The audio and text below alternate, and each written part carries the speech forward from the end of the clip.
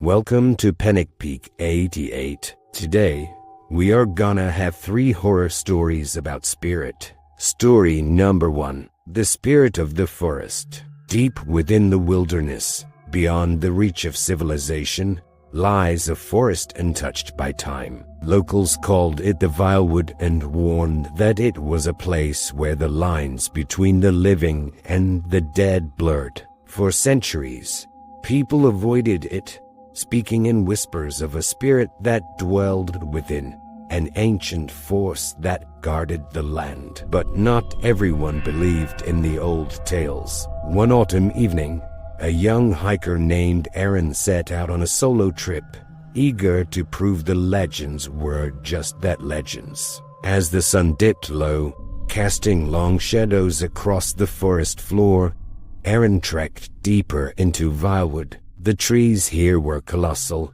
their twisted trunks gnarled with age, the canopy so thick it felt like twilight even at midday. He had been hiking for hours when he noticed something odd. The forest had fallen silent. No birds, no wind, not even the distant rustle of leaves. A heavy stillness pressed down on him, and with it came a sense of unease. He glanced at his watch, realizing nightfall was close. He should set up camp. As he worked, the strange quiet persisted. That as when he first saw it, a figure, barely visible between the trees, just at the edge of his vision. It stood motionless, cloaked in shadow, its shape shifting with the flicker of the setting sun. "Hello," Aaron called, his voice unnaturally loud in the stillness. No answer. He shook his head, brushing it off as a trick of the light. He had read enough about forest illusions, and it was easy to get spooked when you were alone. Still, a cold knot formed in his stomach. As night descended, Aaron built a small fire, the crackling flames offering some comfort in the oppressive dark. But as the firelight flickered, he began to feel a presence, as if someone was watching him. Suddenly, the air grew thick, and the smell of damp earth filled his nostrils. But it was more pungent, like something decaying beneath the soil. His heart raced as he scanned the darkened woods. Then, from the shadows, a voice. It was soft, almost melodic, like wind passing through hollow trees. "You shouldn't have come here." Aaron S. breath hitched. He grabbed his flashlight, shining it in the direction of the voice, but there was nothing, just trees. "Who's there?" he shouted, his voice cracking. The voice didn't respond. Instead, the forest itself seemed to shift. The trees creaked and groaned, their bark twisting as if they were alive. He heard footsteps light, almost imperceptible, circling his campsite. Then he saw her. A figure, tall and thin, emerged from the darkness. Her skin was pale as moonlight, her eyes black voids that seemed to drink in the light of the fire. Her hair, long and matted, moved like vines in the wind. She glided closer, her feet never touching the ground. Aaron stumbled back, his pulse thundering in his ears. "What do you want?" The spirit's lips curled into a faint, eerie smile. "This is my domain. You trespass, like the others before you." "The others?" His voice was barely a whisper now. She extended a hand, her long, bony fingers pointing to the trees around him. In the dim light, Aaron could see them, shapes tangled in the roots. Skeletal remains, half buried in the earth, faces twisted in eternal terror. "I protect this place," the spirit whispered. "The forest takes what it is owed." Aaron turned to run, but his legs felt heavy, the air around him thickening like a smothering fog. The trees seemed to shift, their branches reaching out, twisting, growing, wrapping around him. The spirit moved closer, her hollow eyes locked on him. "Your soul will feed the earth, as all who wander too far." Panicked, Aaron fought against the creeping vines, but they tightened, pulling him down into the dirt. He screamed, but the sound was swallowed by the forest. The last thing he saw was the spirit standing over him, her face serene, as the earth opened beneath him and dragged him into its depths. In the vilewood, the forest always claimed its due, and in the stillness of the night, if you listen closely, you can hear the whispers of the trees and the faint echo of those who dared to enter, never to leave.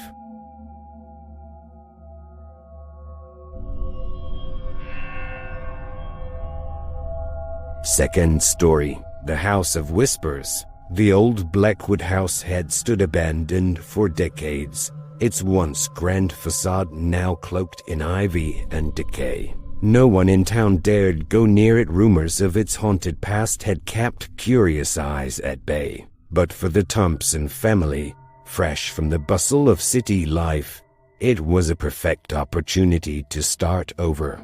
The price was too good to pass up, and the stories, just small-town superstition. From the moment they moved in, something felt off. It wasn't the house's creaky floors or the drafts that seemed to come from nowhere. It was the feeling the house gave off, as if it were watching. Emma Thompson brushed it aside as nerves. Her husband, Mark, chalked it up to the quirks of an old house, and their two children, Oliver and Sophie, seemed excited by the sprawling mansion, its hidden corners and endless rooms a playground of their own. But things changed quickly. The first night, as the family settled in, they began to hear whispers, faint at first, barely noticeable over the settling house. But as the night deepened, the voices grew louder, like dozens of people murmuring just out of sight. Emma thought she heard her name whispered from the dark hallway outside her bedroom. When she went to check, the corridor was empty, save for the shifting shadows. Mark awoke later to the sound of footsteps in the attic, heavy and deliberate, pacing back and forth. He grabbed a flashlight and climbed the creaky ladder, expecting to find a raccoon or some other animal. But when he reached the attic, it was empty. The air was thick with dust, and an overwhelming sense of dread made his skin crawl. The footsteps stopped as soon as he entered, but the feeling of being watched persisted. The next morning, Sophie came down to breakfast, her face pale. "There's someone in my room at night," she whispered.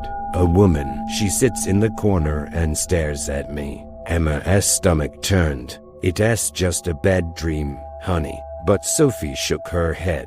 "She's real. She doesn't blink." Later that day, while exploring the basement, Oliver found an old, rotting chest. He opened it, revealing tattered clothes, old photographs, and yellowed papers. He picked up one of the photographs and froze. It was a family, dressed in clothes from another era, standing in front of Blackwood House. Their faces were blurred, except for the woman at the center, her eyes dark and sunken. That night, the house came alive. The whispers turned into voices, overlapping, angry, and desperate.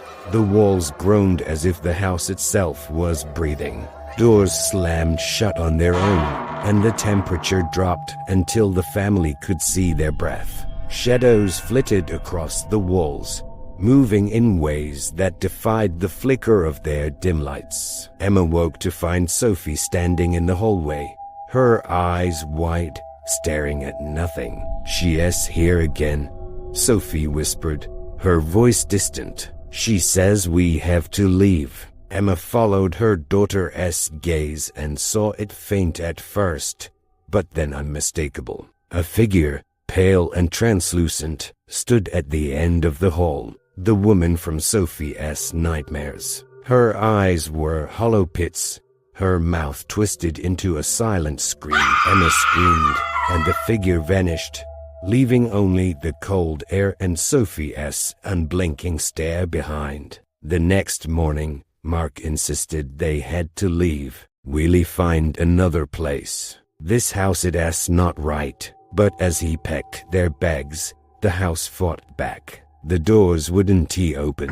Windows that were fine the day before were now sealed shut, the glass impossibly cold to the touch. Desperation set in. Emma called out for help, but the phone was dead, and their cell phones had no signal. Every attempt to leave the house was thwarted, locks jammed, staircases twisted into endless loops, and the walls seemed to close in.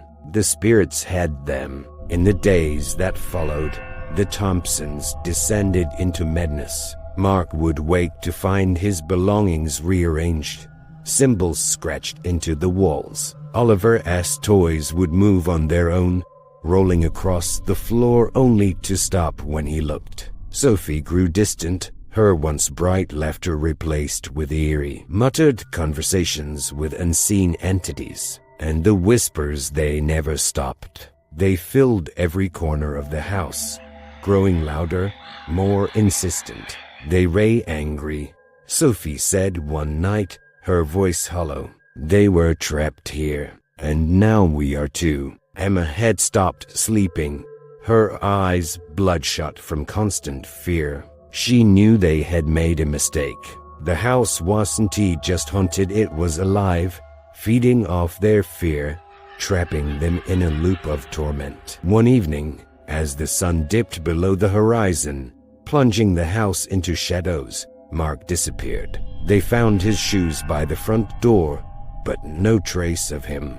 The whispers grew louder that night, and the sound of distant sobbing echoed through the halls. Emma clutched Sophie and Oliver close, the three of them huddled in a corner, waiting for anything to happen. Then the house grew quiet, too quiet. From the darkness, the same woman appeared, her hollow eyes fixed on Emma. "It is too late," she whispered. "You're part of us now." The next morning, the house stood silent once again. Neighbors noticed the curtains drawn, but no one saw the Thompsons again. Years later, when another family came to see the house, enticed by its low price, they marveled at its charm and size. But as they stepped inside, they noticed something strange. In the far corner of the living room, a family portrait hung crooked on the wall. The Thompsons smiled back at them, their eyes hollow and dark.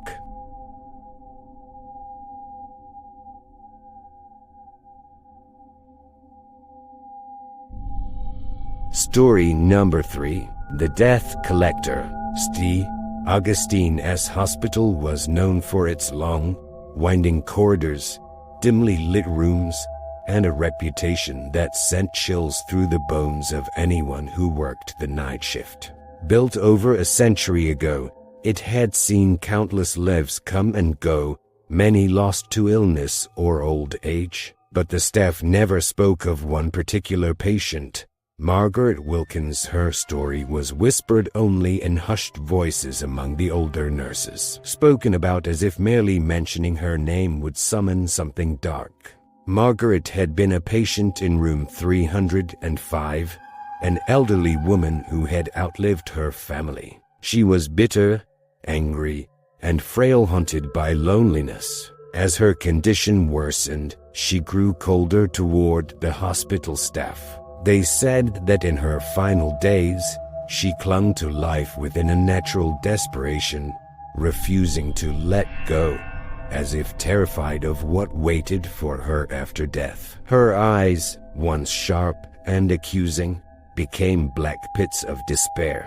When she finally passed away one stormy night, the nurses found her body frozen in a look of sheer terror, her mouth open in a silent scream.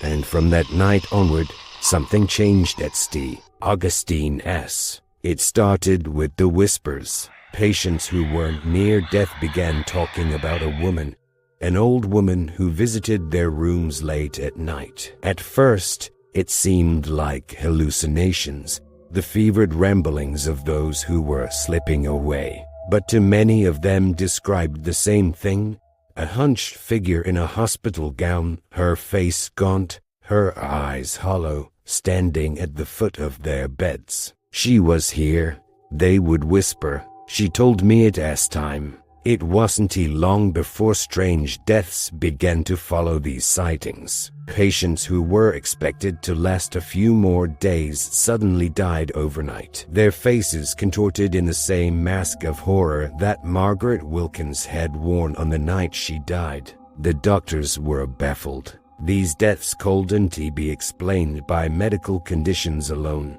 Then the nurses started seeing her. Emily was the first. She had been working the night shift in the intensive care unit, attending to an elderly man who had been in and out of consciousness. As she adjusted his she caught movement from the corner of her eye, a flicker of something in the dim light. She turned, her heart skipping a beat, and saw her. The old woman stood in the doorway, her hospital gown dragging on the floor, her eyes locked on the dying patient. Her skin was gray and papery, stretched tight over bones that jutted out unnaturally. Her lips were cracked and thin, curling into a twisted smile. "Who are you?" Emily asked, her voice trembling. The old woman didn't respond. Instead, she drifted closer, her feet never quite touching the ground. As Emily stepped back, a wave of icy air passed over her, so cold it stole the breath from her lungs. She watched, frozen, as the old woman bent over the patient, her skeletal hand brushing his forehead. The heart monitor flatlined. Emily screamed, but when other staff rushed in, the old woman was gone.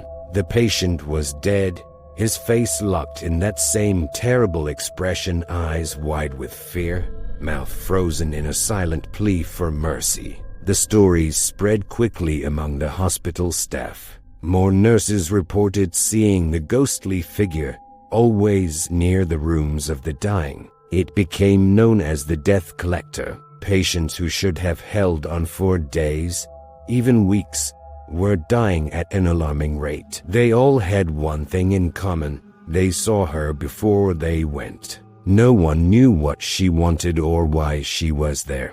Some thought she was Margaret Wilkins' vengeful spirit, unable to accept her own death, cursed to roam the hospital, taking others with her. Others believed she was something worse, an ancient force using Margaret's body as a vessel to collect the souls of the dying before their time. One night, Evans, a veteran physician who had worked at St. Augustine's for over 20 years, decided he couldn't ignore the stories anymore. He had seen too many unexplained deaths, too many faces contorted in terror. He had to know if the rumors were true.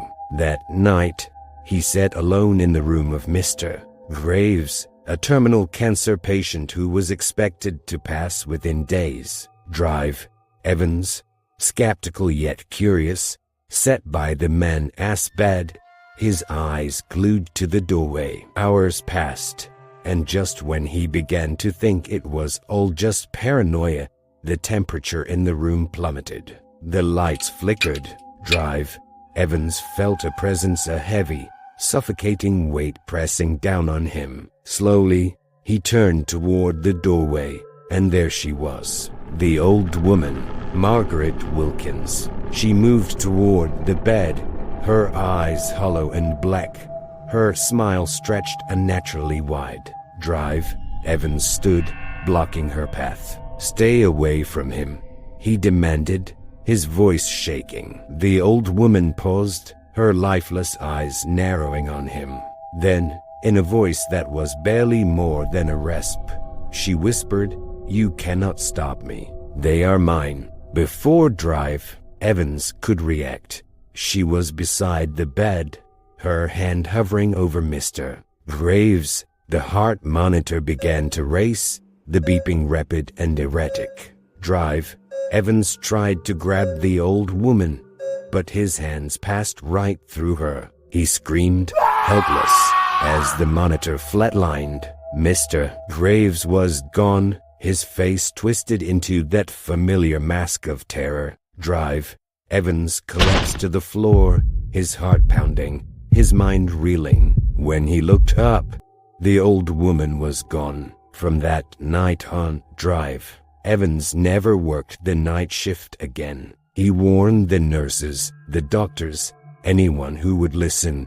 The death collector was real. She was still there, lurking in the shadows of St. Augustine S., waiting for the next soul to claim. And the worst part, she wasn't just taking the dying anymore. She had grown stronger, more bold. Sometimes, a patient wouldn't even be close to death, but they'd see her, just standing at the foot of their bed, waiting. They never lived to tell the tale.